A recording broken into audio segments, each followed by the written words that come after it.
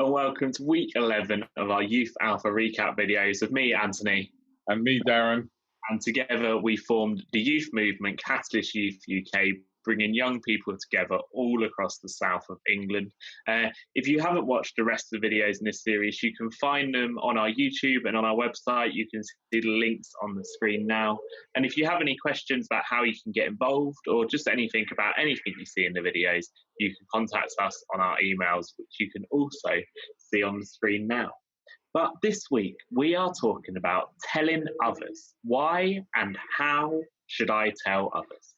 So we had a question to kick us off this week, which made us laugh a lot. It had some really good conversation. It had some really good answers coming out. And it's one that we'd love to hear any answers you've got if you'd like to share them with us on the comments or drop us a message with them in. But the question was, what is your most embarrassing moment? And we also said, for those of you that maybe couldn't think of an embarrassing moment, what's the most embarrassing thing you've witnessed? And we had some outstanding answers come up. And I think I'm going to let Darren kick us off on this one as we tell you, because we have a whole list sat in front of us. We do. We've got a few really comical. I mean, we always seem to laugh at when things go wrong, don't we? And we always seem to laugh more at others when things go wrong. I mean, one of my most embarrassing moments that I had was actually the Sunday just past. And for some reason, I couldn't get my words out that day.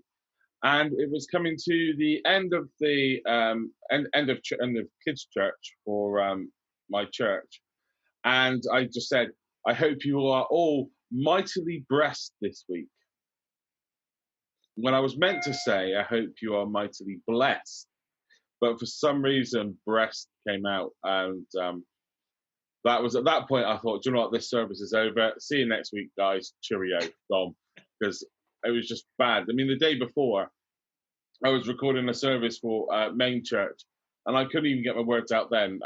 Benevolent is one word that I could not get out. In the first few takes, it was brilliant. After that, could I say that word? And I think it's just one of those things that sometimes you can say the wrong thing at the wrong time.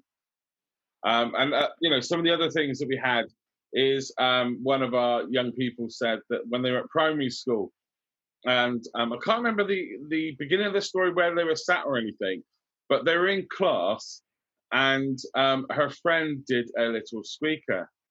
And we all know what that sound means. But this poor girl got blamed for it, and she got a behaviour point for it. So she got in trouble because her friend let one go, which was just, we were just in. The first question was just pure laughter from everybody. Everyone was just laughing at everything. Really was. So we also had many other stories come up. We had one person who is very close to me. I think I can tell you all that it's my mum. I ain't worried. She's old enough to be named on the video, I guess. But she shared a story about when she went to visit family in Birmingham. She was reversing out of a driveway in her little Ford Fiesta, and on the neighbour's drive next to them was a guy polishing his lovely, expensive blue Rover, and she somehow managed to reverse into it. Now, she felt that was quite embarrassing. It is, but I thought I'd bring it a notch further, and I told another story about when she had another car accident. So we learned throughout these videos that she can't really cook and she can't really drive, but she had an accident where she went to pull away because she thought someone in front was moving, and she went up the back of them.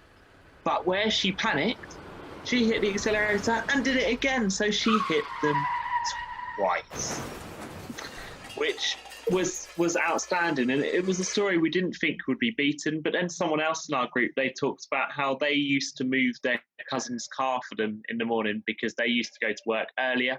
So they used to make sure the car was reversed out the driveway. And one day they went to move it and didn't realise the car had been left in gear.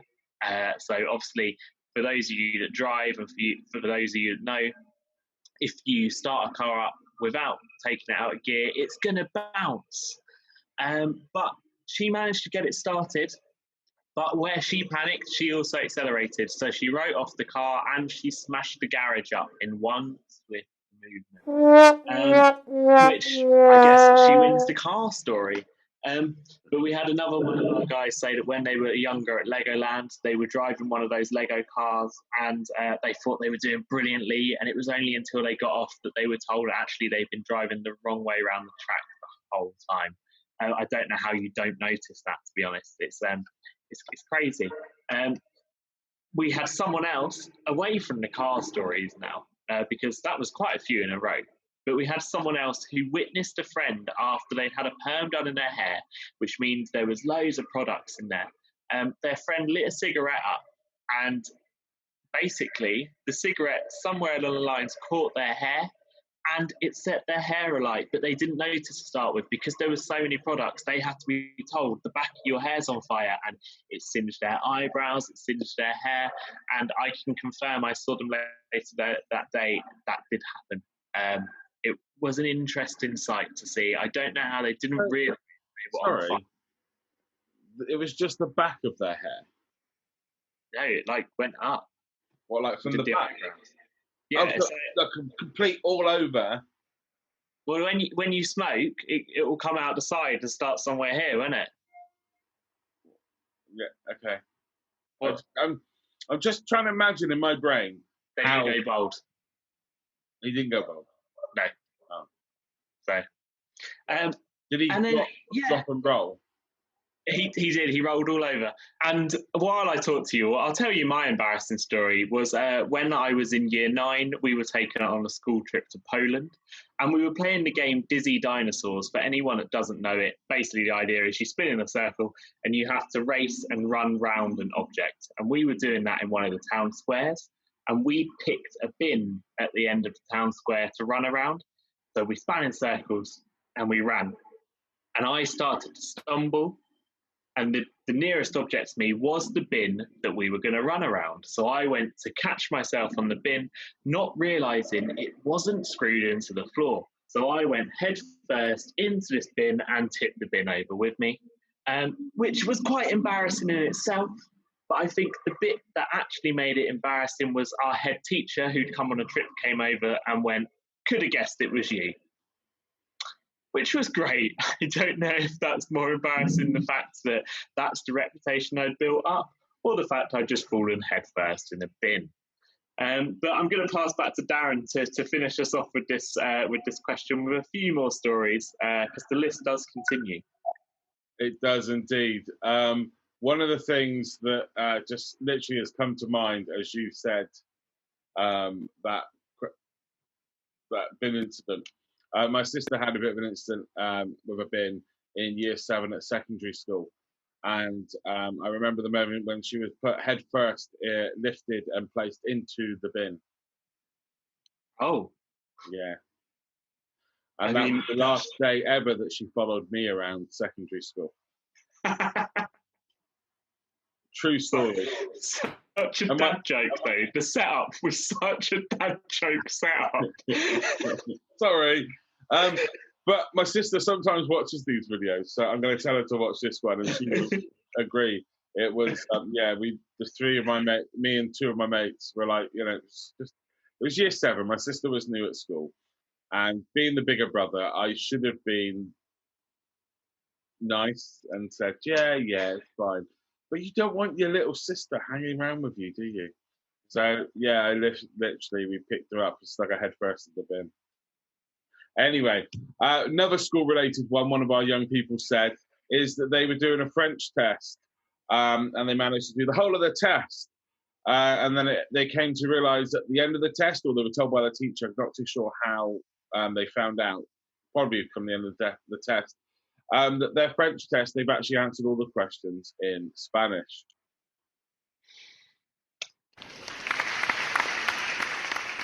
Yes. And then the final one we had from one of our leaders that was with the session as well.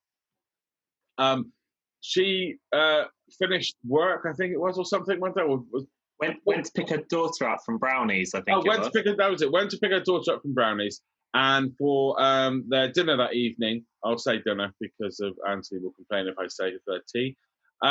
She decided that she'd order a Chinese. So she went and picked up her daughter and then went off to the Chinese shop to pick up Chinese. So she went into this Chinese shop, went up to the counter and said, I'm Mrs. Old Lady, and I would like to pick up my Chinese. She probably doesn't even watch these. And she probably will this time. And the guy was like, I don't know who you are, Mrs. Old Lady.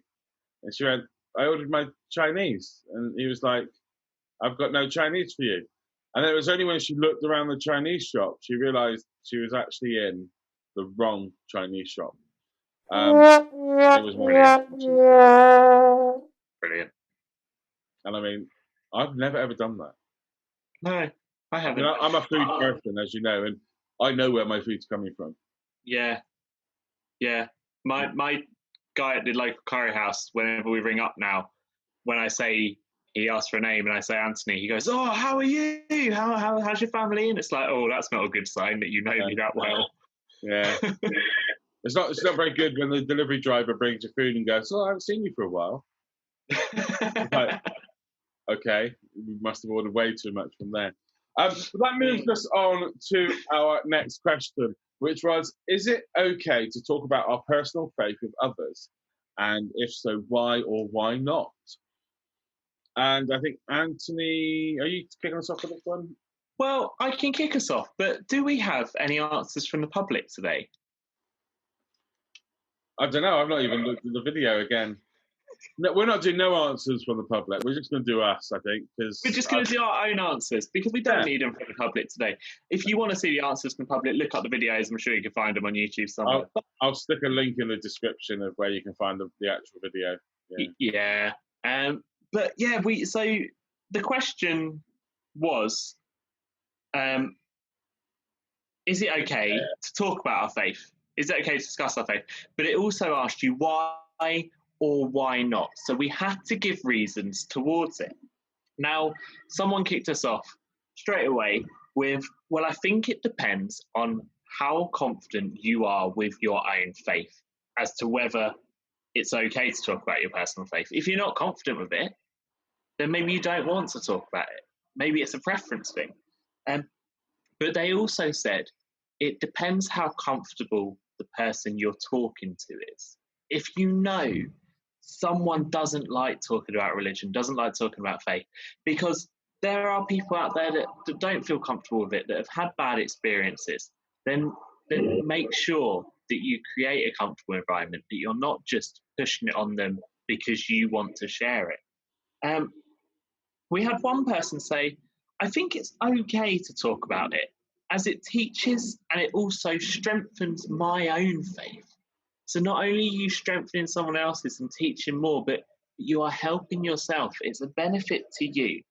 And we had someone say that it's okay to talk about it, but actually the Holy Spirit will always prompt them. The Holy Spirit will always guide them in a direction on how to talk about it. What's the right thing to say? What's okay to say about it? How personal it can be. And I think that's a lot of what we talked about in the question was actually, it's okay to share your personal faith when you make it personal, when you do talk about your faith, rather than here's what you should believe. It should be, here's what I believe. Darren's got a Bible verse to share with us now to work along these lines. I'm going to pass to him. Yeah, I mean, we got two Bible verses that comes up with this question. The first one is from Matthew 5:13, 14, and 16. It says that you are the salt of the earth. You are the light of the world. Let your light shine before others so that they may see your good works and give glory to your Father who is in heaven. And the second one is always be prepared to give an answer to everyone who asks you to give a reason for the hope that you have. But do this with gentleness and respect. And that was taken from 1 Peter 3:15. And there's some really, really powerful verses there to help us in sharing our faith. I mean, I've got some more answers from our group that, they were saying that if you are asked about your faith, just don't shove it down that person's throat. Don't go way over the top, but do like what Antony said and say, this is the faith that I believe. We used to be in a country that years ago people would stand on the corner and they would preach to you in town. And yes, that worked then, but we have moved way, way past that now. And the only thing that does is antagonize people and gets people's backs up. And that's not the way that you bring people to faith anymore.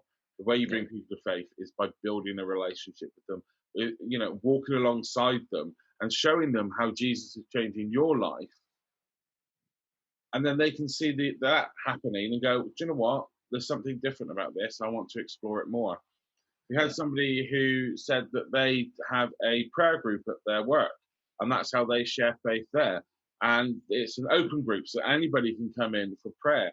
And I think at this moment when we're living in lockdown and so many people are passing away through coronavirus and various other things that are going on in the world as well, prayer has been the top Google search over this period.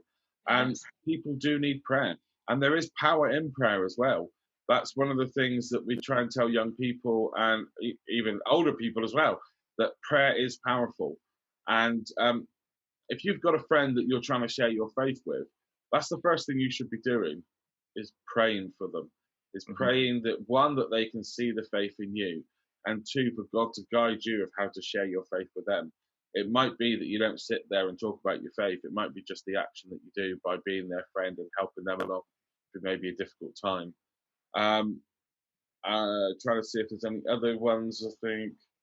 No, I think that was all that we had for that. I think so. That one. We'll put these Bible verses also in the description below as well, because I think the main one for me that came up last night was that 1 Peter 3:15. Always be prepared to give an answer to everyone who asks you to give a reason for the hope that you have, but do this with gentleness and respect. And it's those last two words there, the gentleness and respect. That is what we need to make sure that we're doing, that we are being gentle with people and we're respecting people when they go, I don't want to hear about it. And you can be like, okay, that's fine. I mean, I've got plenty of friends who are non-Christians and family who are non-Christians. Doesn't mean I treat them any less, and hopefully they see a difference in me, and perhaps one day they will find faith. But that leads us on to our third question, which actually moves on quite nicely to, what should the impact of Christians be in our society? And we started off by having like one worded answers pop out. So we had things like, we need to be positive. We need to have a big impact. We need to be loving. We need to be caring. And then Antony started writing sentences of what people said. I mean, I just wrote down one word, so that was but Antony said a few more. Yeah, I mean, we had then people start to say, well, actually, Christians within society, they should be challenging society. They should be challenging those normal features we see within our world. But it shouldn't just be about talking. It should be about actions as well. It's about what we do. It's how we show ourselves. But it should also be about tolerance. You need to be tolerant to all those around you. And that connects back to what Darren was just saying about how if someone doesn't want to hear it, be tolerant to that. If someone wants to ask questions, be tolerant to that. Be ready for anything. But it's looking at how we do, or it's looking at how what we do impacts others in a positive way, because the church is a community. We need to do things with other people. We can't do it all alone. And basically, as Darren will say a lot in his talks and a lot to young people, is what we're doing, is it for the glory of God? Is everything you do making a difference for the glory of God? And is it the right choice? And that is how we can make the impact. But it's one of those things that it's easy enough to say, how can Christians make an impact in society? It's easy enough to say, share your faith, show your faith.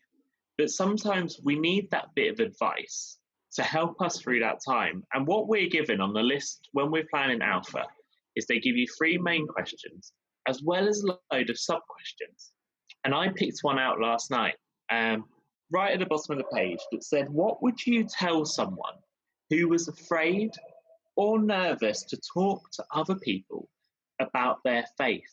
And actually, some of the advice that we were given with our group I mean, I can't speak for Darren, but I feel he's on the same page that it was really nice. And I felt quite proud to see our young people and all those we work with coming out with these answers, because it shows that actually our groups can make that impact in society.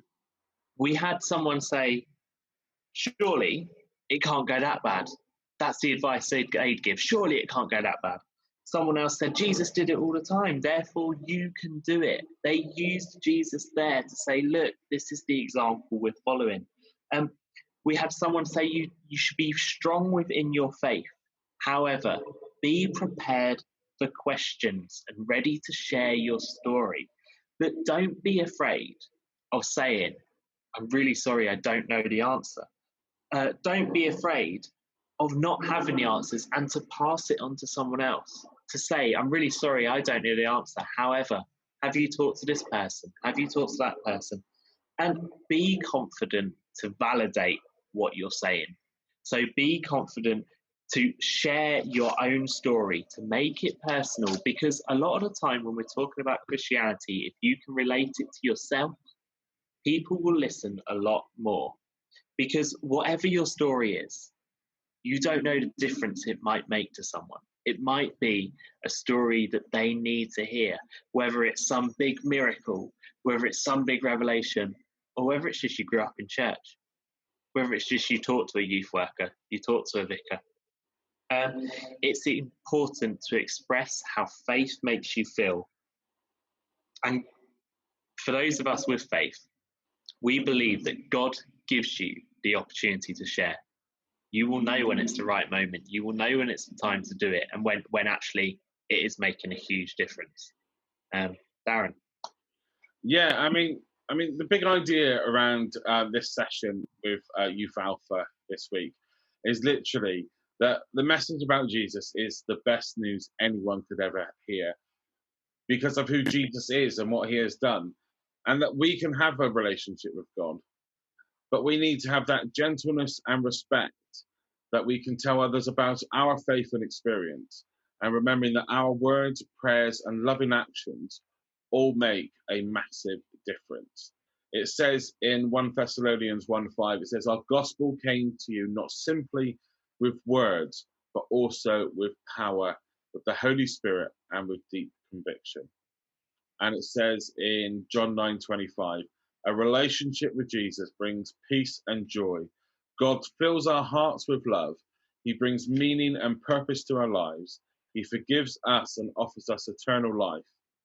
All I know is that once I was blind and now I see. I mean, we can move on to Amazing Grace from there. I think that's kind of inspired from that one. But that's what it is. God, Jesus, has made a difference in our lives. And what he tells us in the Great Commission is to go out and make disciples of all nations. But we can only do that nowadays by showing people what we live like. And then people looking at that and going, actually, I want to live a life like that as well. Yeah, absolutely. And there, I think we've come to the end of our week 11 recap video. Hopefully, we haven't talked too much. Hopefully, you're still with us by the end of it. If you're not, you won't be hearing this. If you are, thank you. Anyway. But if you do have any questions, if you want to discuss anything else that we've talked about, you can find our website and our email addresses on the screen now, as well as a chance to recap any of the past videos. Or if you've just got any questions in general, it doesn't have to be about the videos at all. Maybe it's about how you can get involved in Catalyst, how you can get involved in the church, anything. Don't forget, we have a blog weekly, 2 times a week, where we talk about things that are personal to us, personal to our faith. We've even started just having a bit of a chit chat in there. Darren, in the last blog, shared his favourite 20 films. So go and check them out. Watch them if you haven't seen them. He will be very pleased to know that he's making an impact on people's movie lives. But I think the one thing that we also need to say before we go is Camp 2020 this year is moving online. Darren and I will be live from Darren's garage for the garage edition of Catalyst Youth UK's camp, where we will be doing talks, playing games. We'll hopefully get you guys involved. You can watch it live on Facebook, on Instagram and YouTube, and there's also a chance to get involved on Zoom. But what we'd love to ask you to do is any questions you've got, they might be about faith, about life, about personal to us, or it might be something a bit silly like, would you rather do this or would you rather do that? Or any challenges, maybe any food challenges, word challenges, dance challenges, anything you can think of. We'd love for you to send them to us, and we will try our very best to attempt as many as we can in the time. The only thing that we ask is any of the challenges or questions are not offensive to anyone else, and that they're appropriate for something we could potentially physically do. For example, if you say, I challenge you both to do a sky jump, not going to happen because we've got like 3 weeks. Yeah. But we'd love to hear your challenges anyway. We will try our best to get as many of those as possible. But you know where to contact us if you want to send them to us. But that's all we really have to say today. Great. Yeah. Oh, bye from him. It's goodbye from him. See you soon. Cheers.